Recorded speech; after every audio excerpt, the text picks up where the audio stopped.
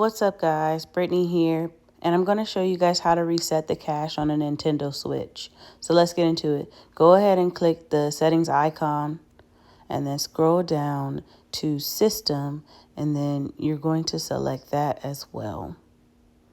And then once you select that, you're going to scroll down again to formatting options and select that. And then once you do that, you're going to click reset cache. And then it's going to prompt you, hey, all your saved IDs, your passwords, cookies, history, all the data is about to be deleted. And you won't be able to get it back.